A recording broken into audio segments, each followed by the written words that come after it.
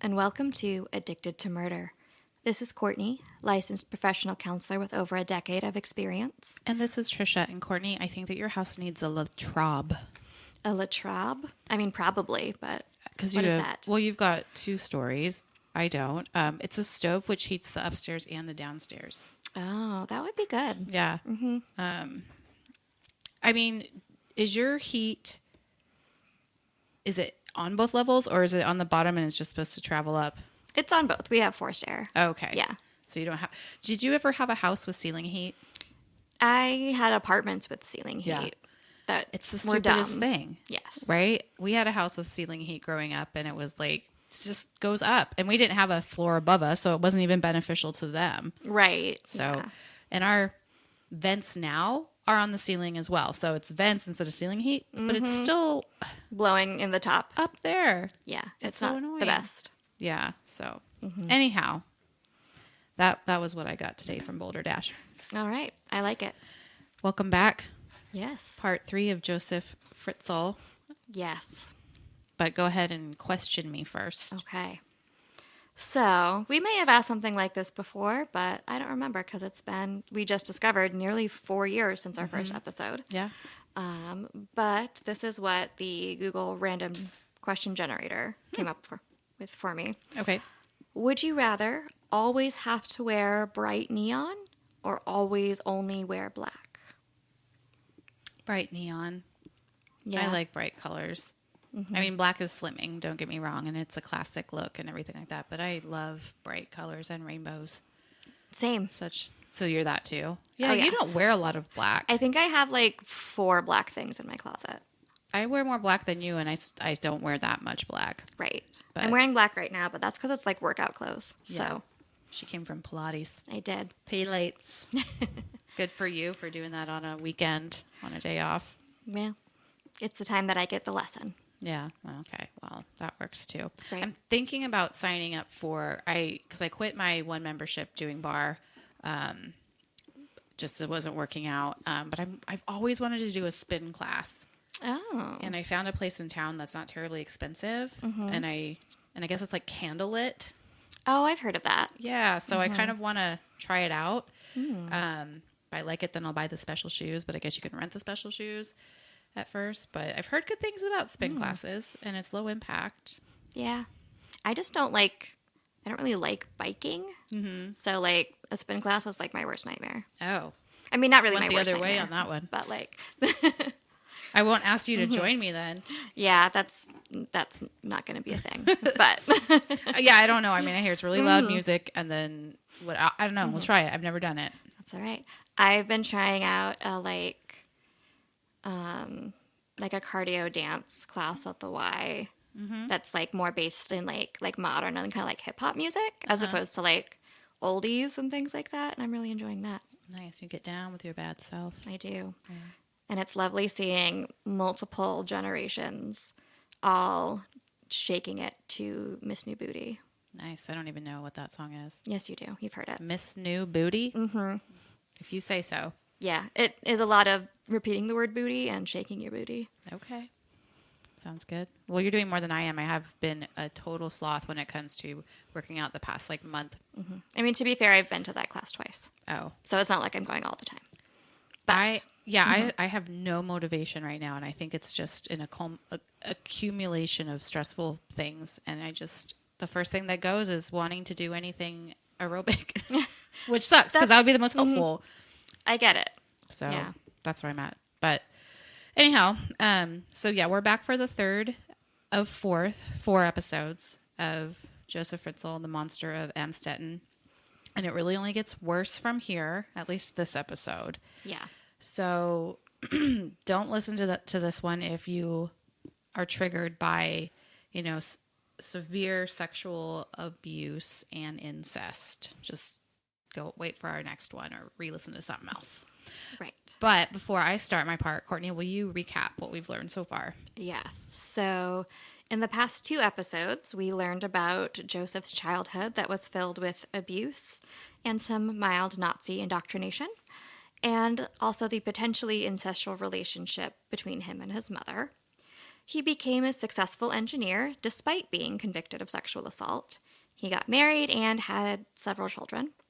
He developed a gross fascination with his daughter Elisabeth and spent 5 years building a dungeon in the cellar to keep her captive after she tried to run away from his abuse towards her. Right, and that building of that dungeon was subsidized by the Austrian government because he pretended that it was a nuclear fallout shelter. Yep. So, well, we left off with Elisabeth being locked in the dungeon. She was shackled to the wall, and she was raped repeatedly in the dark while constantly being drugged.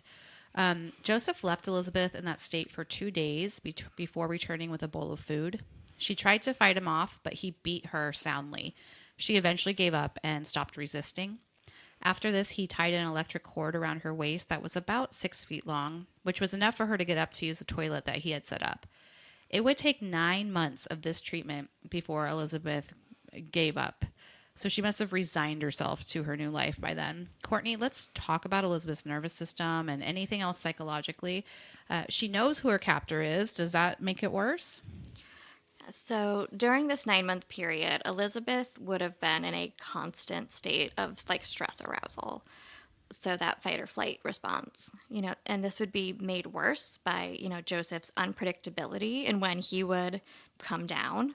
And, that lack of sense of time due to being in darkness and without access to like any outside markers of days and times. Eventually, trauma and stress basically overwhelms the nervous system of these kind of heightened cortisol levels, and that can lead to either dissociation or a person's body just kind of gets used to those levels and that just begins to feel normal. Over time, Elisabeth also started to learn some patterns to Joseph's behaviors, right? Like if I do this, then this happens, and learned what actions to take to reduce the harm done to her and to help her survive. This type of torture works because the victims know the type of brutality that their captors are capable of. And the fact that Elisabeth's captor was her own father would have likely made it easier to condition her this way, she already knew what he would do when others were watching. He was already sexually abusing her and physically abusing her outside the dungeon. And so, let alone what he might do in the darkness now. She knew what he was capable of. Okay. Well, so remember how Elisabeth ran away previously, and then her father went around telling the townsfolk how troubled she was and that she was a runaway and she was a bad kid. Well, that was done deliberately because when Elisabeth didn't come home, he already had a great story to tell. That first night that she did not come home, her mother was very worried. Josef was unusually kind to Rosemary that day, saying she probably ran away again and that she would be fine. The following day, Josef and Rosemary went to the police filing a missing persons report. Josef told the police she had a history of running away, and that was probably what she did. For several days, Josef played the role of the worried father searching for his child. They looked in homeless shelters, went to the train station, talked to all her friends, all the while spreading the story that she had run away and that she was an ungrateful child for making her family worry so much. Rosemary was so worried that she even went to a psychic, but that didn't help her. Meanwhile, Elisabeth remained trapped in the dark. It was humid, it was poorly ventilated, it was basically a dungeon, and she was repeatedly raped and beaten, and she was very tired, she was probably very disoriented, and time, must not have had much meaning down there. She did not know how many days had passed since she had been captured by her deranged father. She later told police that she would, quote, quake with fear anytime she heard the door open. Courtney? Her body was starting to have automatic trauma reactions to the sound of the door. And it was probably particularly distressing since there were so few sounds and such little sensory stimulation down there. Yeah, I can't. It just being silent for potentially hours and hours and hours or days. In pitch black. And then suddenly you hear the door. By September, Elisabeth had stopped resisting. This at least caused her father to stop beating her. However, the rapes did not cease. That month, her father brought down some paper and a pen and made her write a letter. The letter explained that she had left with a friend and joined a religious cult. It said not to look for her. Josef took the letter, drove 100 miles away, and mailed it. When the letter was delivered, Rosemary was relieved that her daughter was okay. Joseph took the letter to the police. He then went to a local newspaper and asked them to run a story about his missing daughter. Because of Elisabeth's letter, there was never a thorough investigation. So Joseph had fooled everyone. Elisabeth's absence was now explained. The investigation would be dropped, and Rosemarie, although sad about her daughter leaving, was accepting that she had left and that she was okay. In April of 1985, Elisabeth turned 19, and per Austrian law, she was now legally an adult. And that pretty much ended any more investigation. Pretty cunning plan, right, Courtney? I mean, it definitely shows that Joseph is an intelligent and organized perpetrator. Yeah. Joseph, feeling like he had gotten away with his plan, allowed Elisabeth a little more freedom. He removed the leash around her waist. Per the book, quote, over the next few months, Elisabeth's relationship with her captor changed as her survival instincts kicked in. Courtney, let's talk a little bit about Stockholm Syndrome, or whatever the DSM is calling it now. Yeah. So Stockholm Syndrome is not an official diagnosis, and there really isn't an equivalent in the DSM-5, although, I mean, PTSD would be the most likely diagnosis given to a person who is showing Stockholm Syndrome or Stockholm Syndrome behaviors. Some of those common behaviors would include positive feelings towards the abuser or captor, sympathy for the captor's situation or goals, defending the abuser or captor, hostility towards authority figures or rescuers, and a sense of helplessness and emotional dependency. So I don't think that Elisabeth had Stockholm Syndrome, although she may have had some positive feelings towards her father just because he was her father. But she certainly was helpless and dependent on him for survival. I don't know if she had positive feelings about him. Right.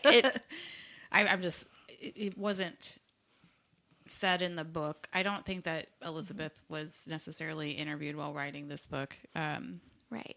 And it could also be like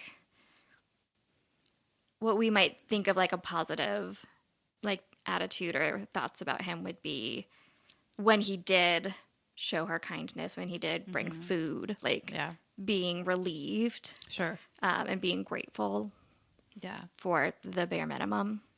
Yeah, and he was definitely conditioning her to do that. Joseph began manipulating his daughter further, so he started bringing her presents, clothes, blankets, and he also stopped using contraception. He would rape her, then allow the starving girl to eat, chat, talk about what was going outside of the room, and then he'd threaten her that if she tried to escape, the metal door was booby-trapped and deadly gases would be released into the dungeon. He had ordered his family upstairs to never go into the cellar. He had tenants on the property as well, and they were also forbidden from going into the basement, which he claimed was his personal office space. So in September of 1986, Elisabeth became pregnant. This put her into a deep depression, and she miscarried at 10 weeks. Joseph did not show any compassion. In fact, he left the lights off in the dungeon to punish her. Courtney, what fresh hell may be happening to Elisabeth now? She claims that at this point she was very suicidal. At this point, Elisabeth had been captive for nearly 2 years and subject to severe physical and sexual trauma throughout this time. She was likely experiencing intense hopelessness about her situation and feeling like there was no way out. And then you add in the shock of first becoming pregnant and then miscarrying. These would be both emotionally devastating, but also the hormonal changes occurring in the body.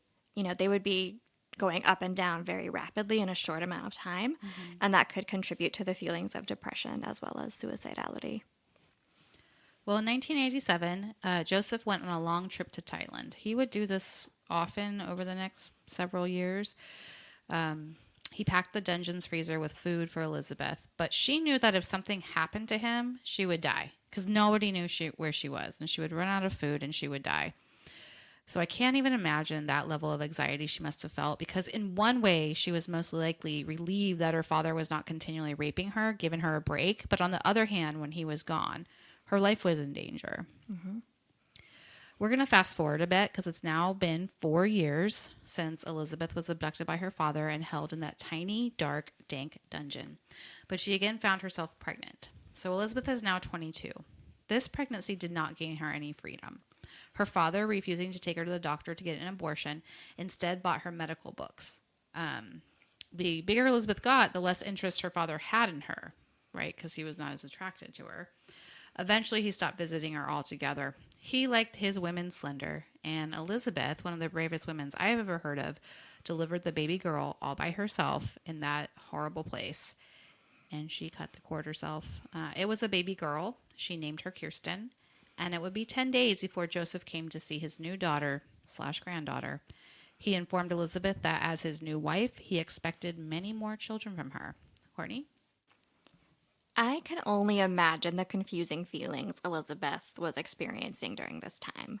You know, she's carrying and then delivering a baby that was created through a sexual assault from her own father. Being pregnant allowed her a break from his relentless assaults, while the baby was also a constant reminder of what had already happened. And at the same time, having a child could have brought about a sense of connection to ease the loneliness of being down there, or, could potentially give Elizabeth another reason to continue surviving. The only medication that he would give her was like aspirin, so that was all she had. Mm-hmm. Kirsten was a sickly baby. She would scream constantly and would develop epilepsy and suffer cramps. Soon after Kirsten's birth, Joseph was on Elisabeth again. His attraction was back, and within a couple of months, Elisabeth fell pregnant again.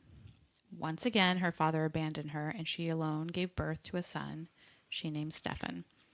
Courtney, she had a young baby, then gave birth again all by herself. I do not know how Elisabeth endured this. I cannot imagine it. Women are remarkable. Yeah.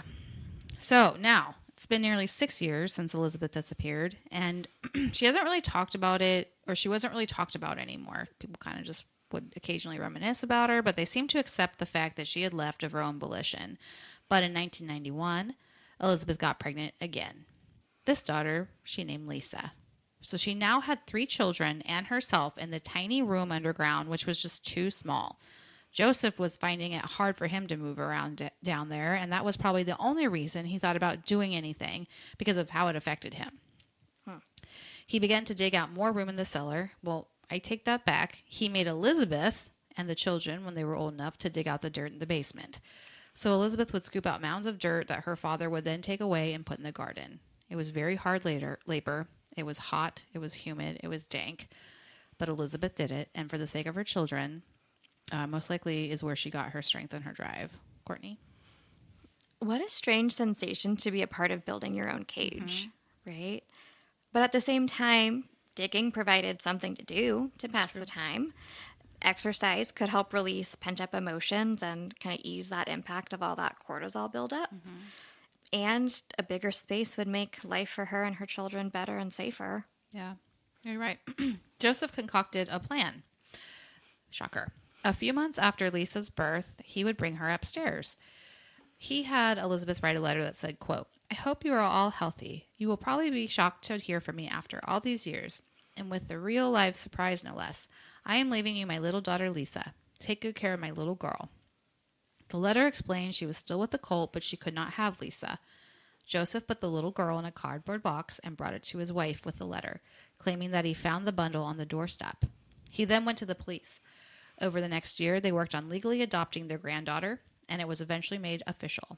Joseph was now entitled to $230 a month for adopting Lisa. He would later learn that you got a lot more money from fostering children instead of adopting them. So Joseph would learn from his mistake. Rosemary was delighted to have her sickly granddaughter, and with her care, Lisa began to thrive. Courtney? Joseph was smart. He used Lisa to, quote, prove that Elisabeth was still alive and out in the world. He reduced the number of captives that he had to provide for in the dungeon, and it gave him a way to actually sort of parent and spend time with his new beloved children. And make some money. So, Elisabeth has now been in the dungeon for 10 years. She's been pregnant 4 times, had 3 children, all by herself, one of them ripped away. Her health was suffering. She had anemia. Her teeth were beginning to fall out. Kirsten was now 6 and Stefan was 5. They had never seen the sun. She requested vitamin D tabs for her and the children and a sun lamp. The small family was most likely suffering from sensory deprivation. And this can lead to all kinds of things such as headaches, fatigues, dizziness. Due to the low oxygen levels, the three of them spent most of their days lying down or sitting. They did not eat any fresh fruit or vegetables. Everything they ate was frozen or canned. The only medicine was aspirin. By 1993, the tunnels were completed, and a bed and a TV were brought in. So Joseph also built a separate room that he padded with rubber that he could use to beat Elisabeth and rape her. Courtney? This little family in captivity was likely suffering from many physical and psychological ailments. Vitamin deficiencies, malnourishment, lack of movement leading to underdeveloped muscle tone and low bone density, low oxygen levels, and possibly even carbon dioxide poisoning. All of this would be impacting the children's cognitive development and learning abilities as well. It definitely did. So when her kids were big enough, Elisabeth taught them to read and write as well as she could. She kind of quit high school early, but she still knew how to do some of these things. She would try to pass the time by reading them fairy tales and making things out of the few craft supplies they were allotted. She would sing to them and do whatever she could to pass the endless hours in the damp dungeon. The kids never knew their lives were different from those of others. She did her best to make them feel safe and regular. Elisabeth became pregnant again. This time when she gave birth, she had 2 children to help her through it. This daughter she named Monica. And just like with Lisa, Joseph made her dictate a note giving her daughter to her parents. This time, Joseph made a call to Rosemary and disguised his voice saying, quote, "I just left her at your door. I can't tell you where I'm at." He's pretending to be her. The note this time read, quote, "I'm really sorry that I had to turn to you again. I hope Lisa is doing well. She must have grown a bit by now. Monica is now 9.5 months old. She was breastfed for 7.5 months. She now eats almost anything, but she still likes the bottle best. The hole at the teat has to be a little bigger for her." This time, Joseph became Monica's foster parent, getting him $1,500 a month. So, Courtney, I don't know. I just keep coming to you to share this exasperation. Throw out any psychological findings you would like about Joseph, about Elisabeth, or whatever. It's just all so awful all around. So, in my professional opinion, Joseph is a grade A asshole and the world's worst father. But really, he's clearly a sexually sadistic psychopath, obsessed with fathering more children to feed his ego and demonstrate new ways to wield power over Elisabeth. Is that why you think he wants so many kids? Because he wanted a bunch of kids with, Rosemary too, and he had quite a few. Right. Mm-hmm. When he imprisoned Elisabeth, he said he expected many children from her. Right. Yeah, it's a way of, controlling someone. It's a way, some men see, proliferation of their seed as, a... Validity. Exactly. Yeah. It speaks to their manliness. Virility. And yeah, exactly. Okay, well, it's 1995. Joseph is now 60. He, again, was vacationing in Thailand. He was perpetrating sex workers, and he's living, a good life for him. He bought a new Mercedes. He dressed fashionably. He was regarded as an upstanding citizen at home and somewhat of an entrepreneur. It was, however, a ruse. He had several fraudulent mortgages on his many rental properties, some of them in Elisabeth's name. And Elisabeth got pregnant again, and this time with twins, 2 boys, Alex and Michael. Again, she did this primarily by herself at the aid of her young children with only aspirin for the pain. Now, Michael got sick, and Joseph refused to take him to the hospital. And after 3 days, Michael died in his mother's arms. Kirsten and Stefan were there, helpless and feeling God only knows what. Joseph was livid and grabbed his dead son and disposed of the body in the incinerator, which was the same place that they burnt their garbage. Courtney? It's interesting to me that sort of all in one moment, Joseph's neglect caused the death of his son, yet he blamed Elisabeth for Michael dying. Mm-hmm. And then he demonstrated such a lack of care toward his son that he literally threw him away like garbage. I think this shows just how profoundly messed up Joseph's mind was. I wonder if it was because Michael was so young that he didn't take him upstairs and pretend that he was dropped off at the doorstep. Mm-hmm. I don't know. But I Right, don't know why yeah. he didn't do that, because he could have taken Michael to the hospital that way. Right. Yeah, but being, 2 days old, that's a whole nother level of. Right. Well, okay, so that's all I have for us today. This might be a little bit shorter of an episode. So you think Joseph is a sexually sadistic psychopath? Yes. Okay. That's where we're at with him. That's where we're at with him. Okay. Throw in some probably narcissistic tendencies and just general icky. Yeah. But yeah, that's where we're at. I mean, he's definitely smart, cunning, probably a great actor. Right. You know, he's fooling everybody. He's grooming his whole community. We say this next episode, but they have tenants in their house, that big old house, and throughout the years they have like 100 tenants living there. Right. You know, so he's having to put this facade on for everybody, especially those living in his house, to keep them out of the basement, whatever. Right. So he must be very charming or scary or both. Right. I don't know. Anyways, do you want to say anything else before we end? No, I think that's all I've got to say so far. Okay. Well, stay safe and we'll see you next Tuesday. Bye. Bye.